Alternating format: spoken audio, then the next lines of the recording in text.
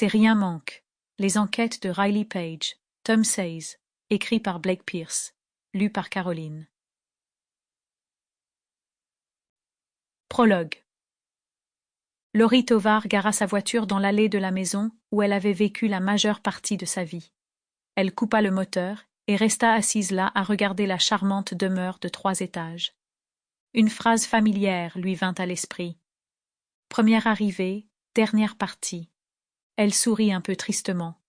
Elle avait entendu beaucoup de gens la prononcer à propos d'elle. Infirmière à l'hôpital de South Hill, elle était connue pour faire des gardes plus longues que n'importe qui d'autre.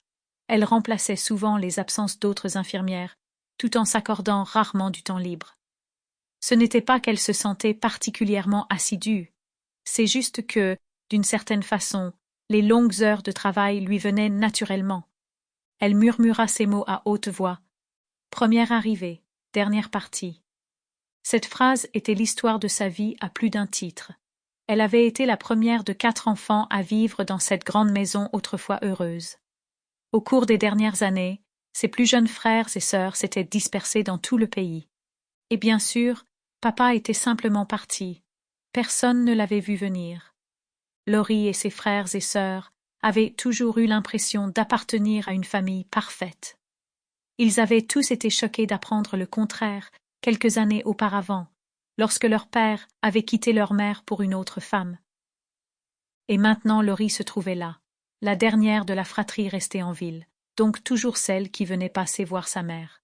Elle s'arrêtait au moins une fois par semaine, l'emmenait parfois prendre un café, ou simplement s'asseyait avec elle, discutait, et faisait de son mieux pour tirer sa mère de ses accès de profonde tristesse. Dernière partie. Laurie poussa un long soupir, puis sortit de la voiture et passa devant les plantes et les arbustes organisés en terrasse immaculée jusqu'au porche avant. Elle s'arrêta à la boîte aux lettres et l'ouvrit pour voir s'il y avait du courrier.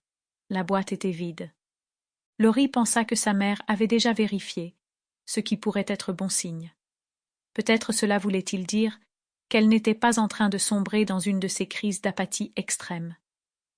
Mais Laurie fut consternée que la porte se soit ouverte quand elle tourna la poignée. Elle secoua la tête. Elle avait dû dire 1000 fois à sa mère qu'elle devait garder la porte fermée, même pendant la journée, surtout maintenant qu'elle vivait seule. Pendant l'enfance et l'adolescence de Laurie, il n'avait pas été nécessaire de tout le temps verrouiller la porte. Mais c'était alors une époque plus innocente. Les choses avaient changé, et la criminalité avait augmenté, même dans ce quartier respectable. Les Sample complete. Ready to continue?